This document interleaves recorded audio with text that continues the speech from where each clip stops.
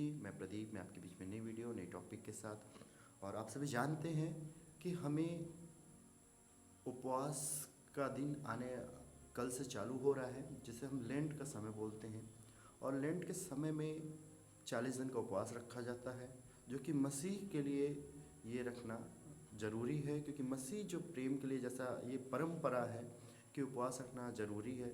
आप मूसा को भी देख सकते हैं, उन्होंने भी 40 दिन का उपवास रखा था। यीशु मसीह ने भी 40 दिन का उपवास रखा था। और 40 दिन जब परमेश्वर ने मूसा को चुना कि आपको इज़राइली को छुड़ा कर लेके जाना, तो उस मरुस्थल में भी उन्होंने 40 दिन तक। तो इसलिए हम ये उपवास के बारे में देखें, 40 दिन का उपवास क्या है और क्यों है। तो इससे पहले कि मैं बता दूं, जो लेंट का समय, जो उपवास का समय राख बुधवार के दिन से स्टार्ट होता है, जो कि एस वेडनेसडे के नाम से जानते हैं। ये राख बुधवार क्या है और क्यों है, इस चीज़ को ही हम देखेंगे परमेश्वर के कलाम से, परमेश्वर के वचन से। तो परमेश्वर का वचन हमें क्या देता है। तो सबसे पहले जो राख बुधवार है, ये राख किस चीज़ का होता है उसको हम देखेंगे। वो राख जो है खजूर की जो डाली, जो कि हम पाम संडे में उस खजूर की डाली में जब हम परमेश्वर का स्वागत करते हैं, परमेश्वर जब यरूशलेम में जा रहा था तो लोगों ने खजूर की डाली को बिछाकर उसकी स्वागत किया था उस टाइम। तो उस खजूर की डाली को ही क्या करते हैं हम, जब पाम संडे के दिन जो खजूर की डाली चर्च में लेके आते हैं, जो रैली में लेके चलते हैं, जो खजूर की डाली को, उसी खजूर की डाली को एक साल बाद हम उसे जलाकर अपने माथे पर उस खजूर की डाली को क्या करते हैं, लगाते हैं। जो खजूर की डाली है, वो खजूर की डाली क्या करती है कि ये दर्शाती है कि आत्मसमर्पण और बलिदान को खजूर की डाली क्या करती है, दर्शाती है।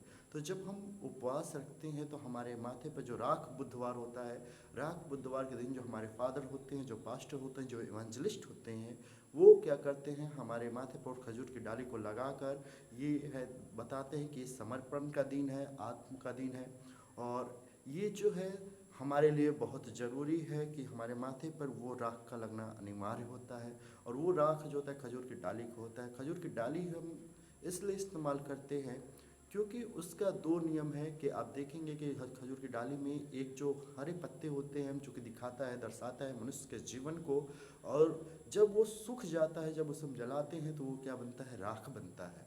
तो उस चीज़ को दिखाता है। लेकिन जो सबसे ऊपर उसका जो नुकीला चीज़ होता है, वो कांटे को दर्शाता है कि परमेश्वर ने हमारे लिए अपने आप को इस दुनिया में आया और हमारे लिए अपने आप को दिया। वो जीवन उसका, उस जीवन को हम देखते हैं कि कितना कांटों भरा जीवन था। और परमेश्वर के जब सर पे जो ताज रखा गया था, वो भी कांटों का ताज रखा गया था। तो उस चीज़ को हम देखते हैं, परमेश्वर ने हमारे लिए कितने तकलीफ़ों को उठाया और कितने चीज़ों को जाना, उसको हम बार बार कहते हैं। उसी राख को हम क्या करते हैं, अपने माथे पर लगाते हैं। ये जानते हैं कि परमेश्वर जब इस दुनिया में आया, हमारे लिए क्या हुआ, उस बलिदान हो गया, उस राख के समान हो गया, जो कि हमारे लिए अपने आप को दे दिया। तो हम परमेश्वर के उस राख को हम जब अपने माथे पर लगाते हैं, तो हम ये दर्शाते हैं कि परमेश्वर जो है हमारे लिए कितने दुख को सहे हैं, कितने चीज़ों को सहा। इस चीज़ को हम लेंट के समय में देखते हैं। तो उससे पहले हम इस वचन में जाएंगे, जो कि उत्पत्ति उसका 3 अध्याय के 19 पद पे हम पढ़ते हैं कि अंत में मिट्टी में मिल जाएगा, क्योंकि तू उसी से निकाला गया था और तू मिट्टी है और मिट्टी में फिर क्या करेगा, मिल जाएगा। परमेश्वर ने जब श्राप को दिया, तो परमेश्वर ने आदम से कहा कि देखो, तू मिट्टी से निकाला गया है और तू मिट्टी का बना है, तो अंत में क्या करेगा, मिट्टी में मिल जाएगा। जो आदमी है, जो सौ होता है, जब वो जलता है तो वो एक राख के समान हो जाता है।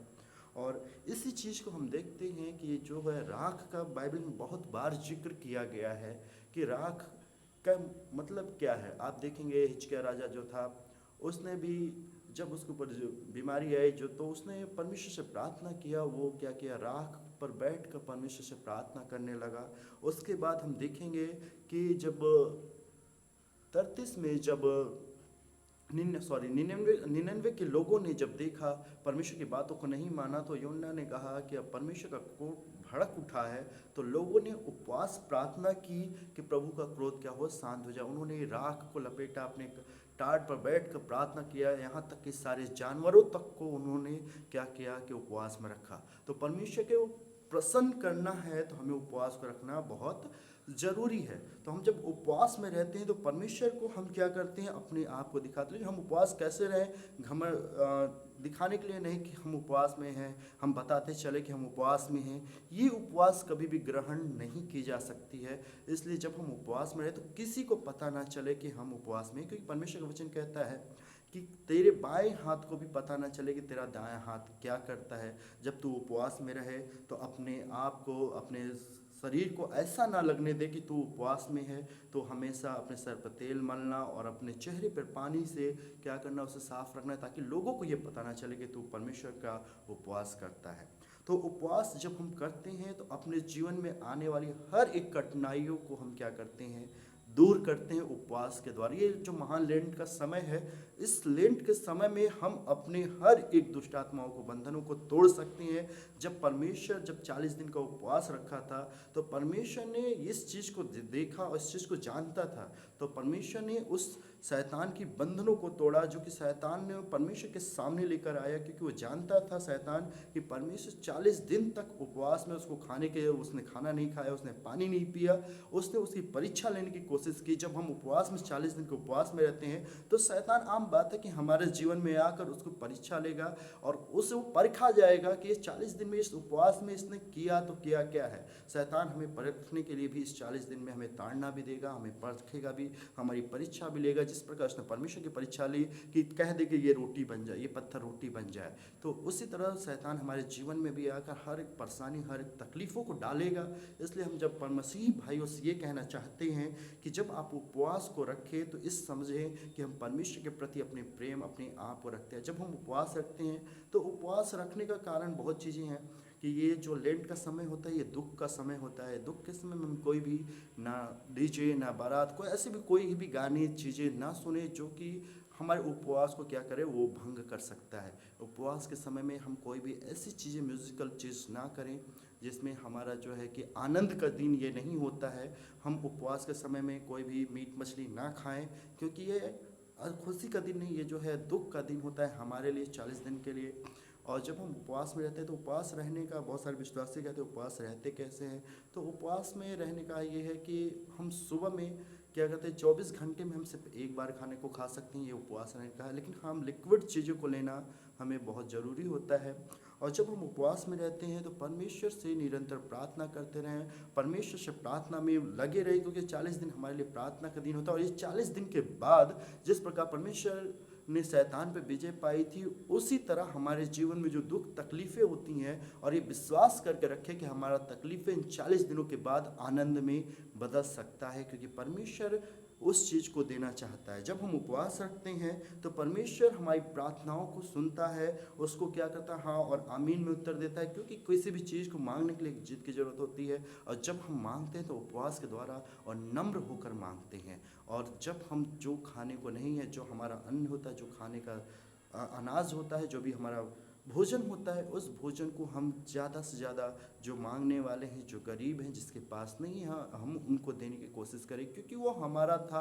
लेकिन हमने उपवास की प्रार्थना के द्वारा, आत्मिक प्रार्थना के द्वारा, आत्मिक भोजन के द्वारा हमें क्या, शारीरिक भोजन की ज़रूरत नहीं होती। लेकिन जो भोजन हमारा होता है वो भोजन हम किसी ऐसे को दे जिसके पास वो भोजन नहीं है। परमेश्वर इस उपवास को बहुत अच्छे से ग्रहण करता है। और जब हम उपवास रखते हैं तो लिखा है कि यशायाह उसका 58 के 5 पद में कि जिस उपवास में प्रसन्न होता हूँ, अर्थात जिसमें मनुष्य स्वयं को दीन करे, और तुम इस प्रकार से करते हो, फिर अपने आप को झाऊ की नाई झुकाना, अपने नीचे टाट बिछाना और राख फैलाने को तुम उपवास और यहोवा को प्रसन्न करने का दिन कहते हो। हम क्या करते हैं, किसी भी चीज़ को जब हम उपवास में रखते हैं तो हम परमेश्वर के प्रति अपने मन, अपने दिन को रखें, किसी को गलत ना कहें, किसी को बुरा ना कहें, क्योंकि उपवास का दिन होता है हमारे लिए बहुत अच्छा समय होता है, जो कि हमारे लिए बहुत परमेश्वर के करीब लाने का समय होता है। ये उपवास का समय, जो लेंट का समय होता है, ये जो राख बुधवार है, ये राख बुधवार के बाद ही स्टार्ट होता है। और मैं बता दूं, जो कैथोलिक चर्चेस हैं इनका 40 दिन का उपवास होता है, और जो ऑर्थोडॉक्स चर्चेस हैं, ये जो ऑर्थोडॉक्स चर्च होते हैं, इनका जो है 50 दिन का उपवास होता है। और हम जब उपवास में रहें तो किसी के प्रति गलत ना कहें, किसी के प्रति बुरा ना कहें, किसी के प्रति कुछ भी ऐसे वर्ड ना बोलें जो कि परमेश्वर के खिलाफ हो, परमेश्वर के वचन के खिलाफ। अगर हम गलत बोलते हैं तो उस उपवास का कोई भी मतलब हमारे जीवन में नहीं होता है। बस जब हम उपवास रखते हैं तो हम आत्मिक भोजन के द्वारा ही परमेश्वर से बातें करें, प्रार्थना करें। आत्मिक भोजन, जब हम स्पिरिचुअल में जाते हैं तो परमेश्वर का वचन कहता है कि मैं जीवन की रोटी हूँ। हम परमेश्वर के वचन को पढ़ें, परमेश्वर के पानी को जो प्रार्थना है उसको पिए, हमारे आत्मिक जीवन में मजबूत बने ये उपवास के द्वारा। जब हम उपवास रखते हैं तो उपवास रखने के बहुत सारे ऐसे फ़ायदे होते हैं जो हमारे जीवन में परमेश्वर उस कार्य को करता है। जब हम परमेश्वर से प्रार्थना करते हैं, और जब हम प्रार्थना करते हैं तो परमेश्वर हमारी प्रार्थना को सुनता है और हाँ और आमीन में उत्तर देता है। जो भी लोग दुष्ट आत्माओं से पीड़ित होते हैं, जो भी गरीबी से पीड़ित होते हैं, जो भी बीमारियों से पीड़ित होते हैं, मैं विश्वास के साथ कहता हूँ एक बार आप 40 दिन का उपवास करके देखो, परमेश्वर आपको जरूर जरूर छुएगा, ये मेरा वादा है। क्योंकि परमेश्वर का जो राई के दाने का बड़ा विश्वास करके मुझसे मांगता है उसे वो चीज़ मिलता है। आपको परमेश्वर से कुछ भी चाहिए, ये 40 दिन का समय आपके लिए बहुत ज़रूरी है। लेकिन 40 दिन के समय में हमें परमेश्वर के वचन के अनुसार हमें उपवास रखना बहुत ज़रूरी है। और मैं परमेश्वर के कलाम से मैं आपको बताना चाहूँ, बाइबल में उपवास के बारे में बहुत सारी चीज़ें दी गई हैं।